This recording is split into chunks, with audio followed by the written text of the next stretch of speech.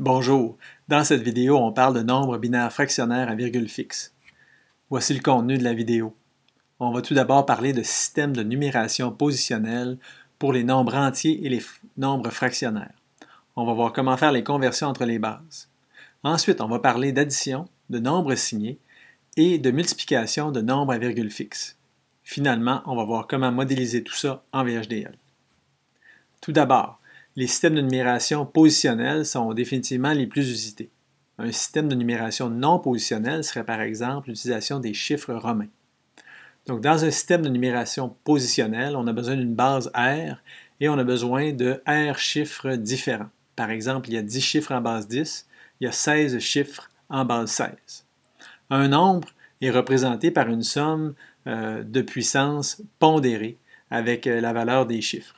Donc, par exemple, sur la diapositive, le nombre 36 057, c'est égal à 3 fois 10 000 plus 6 fois 1000 plus 5 fois 10 plus 7. C'est la même chose en base 2. Le nombre 11 se représente 1, 0, 1, 1 parce que c'est 1 fois 8 plus 1 fois 2 plus 1 fois 1. On peut étendre ce système pour représenter des nombres fractionnaires. Alors, on place une virgule pour séparer les parties entières et fractionnaires, et les chiffres qui sont à droite de la virgule représentent des pondérations de puissance négative de la base. Par exemple, pour le nombre 36,057, c'est-à-dire 36 plus 57 millièmes, on aurait 3 fois 10 plus 6 fois 1, plus 5 fois 1 centième, plus 7 fois 1 millième. C'est la même chose en base 2. Donc 10,11, ce serait 1 fois 2, plus 1 fois 1 demi, plus 1 fois 1 quart, pour représenter le nombre 2,75. Pour faire la conversion de la base 2 à la base 10, bien, c'est assez simple, on applique l'équation positionnelle. Il y a déjà deux exemples complétés sur la diapositive. Si on prend l'exemple suivant, ici on reconnaît 3, puis ici on aurait 0,5 plus 0,25 plus 1 sur 16. On peut aussi faire la conversion directement. Donc là, moi j'ai pris 3. Ici, on reconnaît le nombre 13. Donc ça, c'est 13 sur 16. Donc le nombre, c'est bien 3 plus 13 seizièmes. On peut le représenter en décimale si on le veut. Considérons maintenant le problème de représenter en binaire un nombre fractionnaire présentement exprimé en base 10. On doit séparer le nombre en ces deux parties, la partie entière et la partie fractionnaire. On va prendre l'exemple du nombre 27,75 pour voir comment faire. Donc tout d'abord, pour la partie entière, on a 27. On va faire des divisions par 2 successives en conservant les restes. Si on divise par 2, ça donne 13 fois 2, 26, avec un reste de 1 qu'on va conserver. 13 divisé par 2 donne 6, avec un reste de 1 qu'on va conserver. 6 divisé par 2 donne 3, avec un reste de 0 qu'on va conserver. Et 3 divisé par 2 donne 1, avec un reste de 1 qu'on va conserver. Et on conserve aussi le dernier 1. On lit le chiffre. On lit les chiffres binaires ici du plus significatif vers le moins significatif. Ça nous fait donc 27 est égal à 1, 1, 0, 1, 1. On avait une spécification de 6 chiffres, on ajoute donc un 0 en position la plus significative pour représenter 27. Pour la partie fractionnaire maintenant, on a 0,75 à représenter avec 4 chiffres. Donc on va faire 0,75 et on va multiplier ça par 2 à la 4, qui est égal à 16. Donc 0,75 fois 16, ça donne 12. Et 12, on sait, on pourrait faire le même processus que tantôt, mais on sait que 12 se représente par 1, 1, 0, 0. Donc 0,75 se représente par 0,1100. Et on le voit bien que c'est 0,5 plus 0,25. Pour représenter le nombre au complet, on a donc 0, 1, 1, 0, 1, 1 pour la partie entière, virgule 1, 1, 0, 0. Voici un autre exemple maintenant. Si on veut exprimer le nombre pi en représentation binaire non signée avec 16 chiffres, dont 8 pour la partie entière. Mais la partie entière est 8, soit 0, 6 0 avec 2, 1 pour représenter la quantité 3. La partie fractionnaire, elle, bien, on a 8 chiffres à notre disponibilité. On va faire donc la partie fractionnaire 0,14159, etc., fois 2 à la 8, qui est 256, qui nous donne 36,248. Donc, pi est environ égal à 3 plus 36 sur 256, avec le nombre qui est montré en binaire. Donc, la morale, c'est que pour convertir une fraction décimale en binaire, on doit l'approximer par une fraction dont le dénominateur est une puissance de 2. Considérons maintenant le problème de l'addition de nombres binaires à virgule fixe. Bien, tout comme en décimale, la première chose à faire consiste à aligner les virgules. Ensuite, on doit choisir combien de chiffres utiliser. Bien, si un des deux nombres est plus grand que l'autre, eh bien, on va utiliser le nombre de chiffres qu'il possède pour faire les calculs. On doit faire ça indépendamment pour la partie entière et la partie fractionnaire de l'opération. L'addition se fait bit par bit avec propagation des retenues, tout comme à l'habitude. Et puis, pour éviter tout débordement, bien, la somme nécessite en général un bit de plus que les opérands. Il y a deux exemples sur la diapositive d'arithmétique non signée. On peut bien sûr représenter aussi des nombres signés à virgule fixe. La représentation suit le même patron que pour les nombres entiers à complément à 2. C'est-à-dire que le bit le plus significatif a un poids négatif. Et puis un 1 au bit le plus significatif indique que le nombre est négatif. Un 0 indique un nombre positif. On a quelques exemples ici sur la diapositive de changement du signe d'un nombre. Donc tout d'abord, on a le nombre 1,5 qui est représenté par 0,01,1. Pour faire sa représentation en nombre négatif, on inverse ces bits, 1, 1, 0, 0, et on ajoute 1 en position la moins significative, ce qui donne 1, 1, 0,1. Ça correspond bien à moins 1,5, parce que le premier 1 a un poids négatif, c'est-à-dire moins 4. Ensuite, plus 2 et plus 0,5, qui fait bien moins 1,5. Il y a un deuxième exemple ici avec le nombre moins 4,1875 qu'on veut représenter en positif. Donc, on inverse tous ces bits et on ajoute 1 en position la moins significative, ce qui donne bien 4, et puis 3/16e, qui est bien 0,1875. Un exemple ici à gauche à considérer en bas, si on a le nombre 1,125 qu'on veut exprimer en négatif. Bien, le problème avec cet exemple-là, c'est que 1,125 ne s'exprime pas ici seulement sur 4 bits. Ça nous prend un cinquième bit ici en position la plus significative. Parce que si on place un 1 ici en position la plus significative, ça signifie qu'on a un nombre négatif. Et c'est pour ça que ça ne fonctionne pas. La multiplication de nombres en virgule fixe bien, se fait comme pour les nombres entiers. On fait d'abord la multiplication sans tenir compte des virgules, puis à la fin, on ajuste la virgule du produit final. Il y a un exemple sur la diapositive de 1,75 fois 2,5. Donc, on fait la génération des produits partiels, comme à l'habitude. Donc, une fois ici, on a 0, 1, 1, 1, ensuite des 0, ensuite ici 0, 1, 1, 1 bien ajusté, bien décalé vers la gauche, et ensuite des 0, on fait la somme. Et on trouve le produit correct de 4,375, une fois qu'on a considéré qu'il y avait 3 chiffres ici après la virgule, donc 1, 2 et 3. Pour modéliser en VHDL les nombres à virgule fixe, la norme 2008 inclut les packages fixed_pkg et fixed_generic_pkg. Les packages contiennent des définitions de type, des surcharges d'opérateurs et des fonctions pour manipuler les nombres fractionnaires signés et non signés. Les deux types à utiliser sont uFixed pour les nombres non signés et sFixed pour les nombres signés.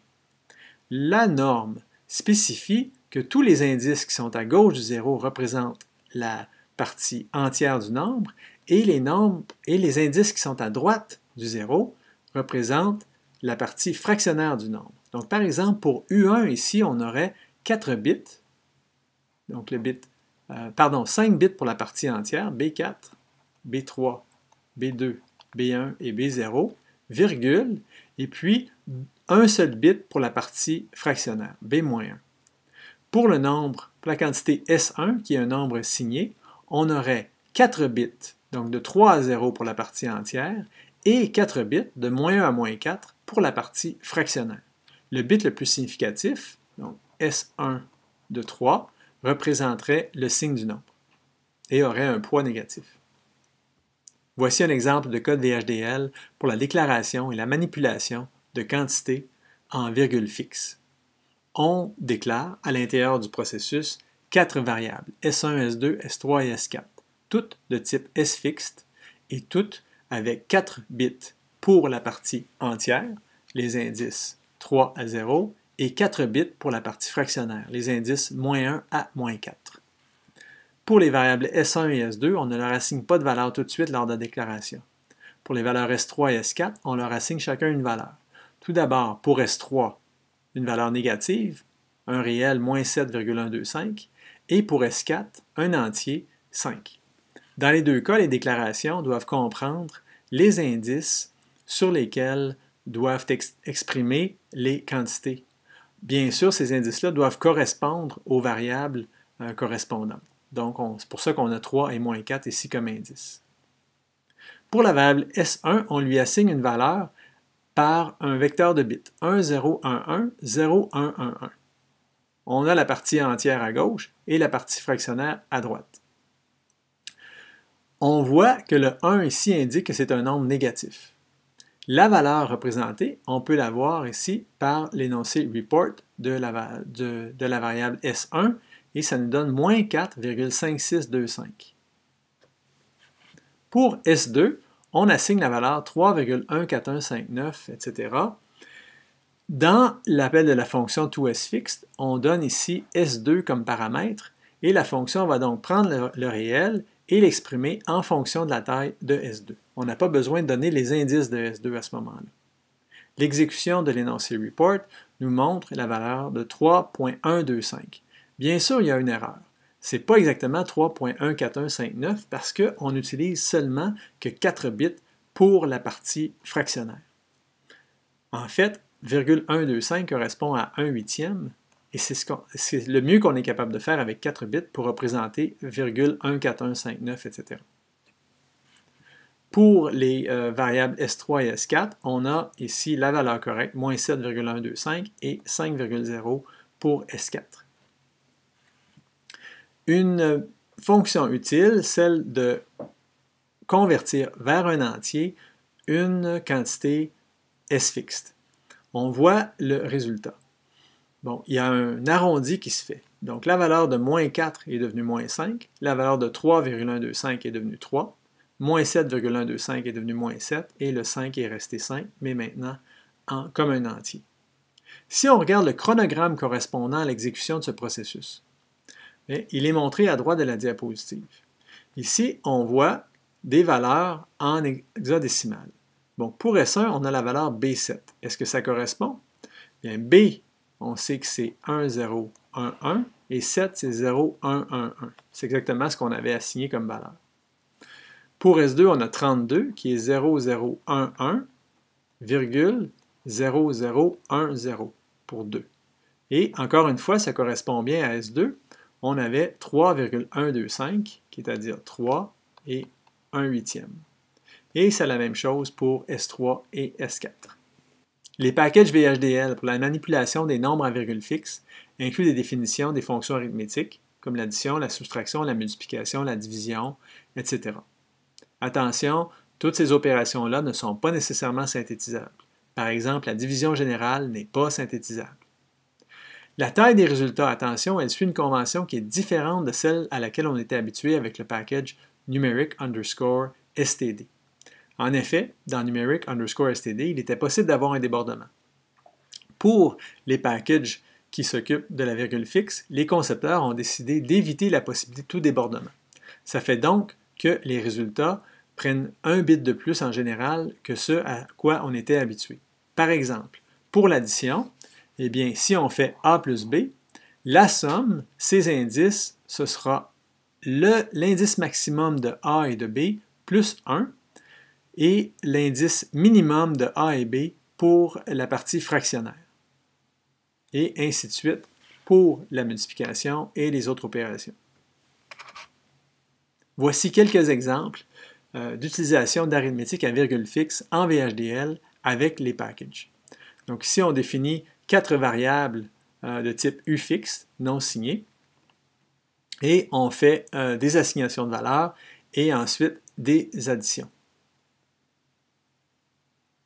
On voit ici le résultat de l'exécution dans le carré en bleu, ainsi qu'un chronogramme en bas à droite. J'ai aussi placé sur la diapositive les opérations au complet telles qu'on les ferait manuellement. Donc tout d'abord, pour 3,25 plus 13,125, la première chose à faire, c'est d'aligner les virgules. Ensuite, le nombre de bits nécessaires pour la partie entière, le nombre de bits maximum ici des deux opérandes, c'est 4. On va donc en avoir 5 pour le résultat. Pour la partie fractionnaire, il y a 3 bits ici pour le deuxième nombre. Donc, on aura 3 bits quand on va faire les calculs et l'addition se fait normalement. On voit qu'on a correctement le résultat ici, 16,375. Pour la multiplication, c'est semblable. On fait les opérations telles qu'à l'habitude et à la fin, on voit qu'on a 5 bits à droite de la virgule, ce qu'on va récupérer ici, et on a encore une fois le fonctionnement correct. Donc, ce qui est avantageux avec les types U fixed et S fixed, c'est qu'on n'a pas besoin de se préoccuper de la position des virgules. Quand on fait une addition, l'opérateur va automatiquement aligner les virgules et aussi va nous ajouter un bit pour éviter la possibilité de tout débordement. Considérons maintenant le cas spécial d'un accumulateur compteur. Donc, comme l'addition produit un résultat qui occupe suffisamment de bits pour éviter un débordement, il faut utiliser une astuce dans le cas de la modélisation d'un accumulateur. On se rappelle qu'un accumulateur ou un compteur va finir par déborder à mesure qu'on ajoute des valeurs. Donc pour ça, pour le modéliser correctement, il faut utiliser la fonction resize des packages de traitement des nombres à virgule fixe. La fonction resize prend 4 paramètres: la quantité à redimensionner, la dimension finale désirée, ou bien un objet de cette dimension, le style de débordement et le style d'arrondi. Le style de débordement a deux options: fixed underscore wrap pour un débordement normal ou fixed underscore saturate pour une saturation à une valeur maximale. Le style d'arrondi peut être soit la troncation ou l'arrondi. Donc le code qui est à droite sur la diapositive montre la modélisation d'un compteur auquel on ajouterait la valeur 0,25 à chaque coup d'horloge. On a spécifié ici fixed wrap pour ce qui est du débordement, c'est-à-dire qu'on veut que le compteur déborde normalement, passe jusqu'à son maximum et retombe à 0, et un arrondi ici pour le style d'arrondi. Cette dernière option n'a pas d'impact dans le code qui est montré ici. Dans cette vidéo, on a vu la représentation de nombres fractionnaires à virgule fixe. On a vu les opérations arithmétiques simples sur ces nombres, et on a vu quelles étaient les ressources de VHDL nous permettant de les modéliser et de faire des opérations sur eux.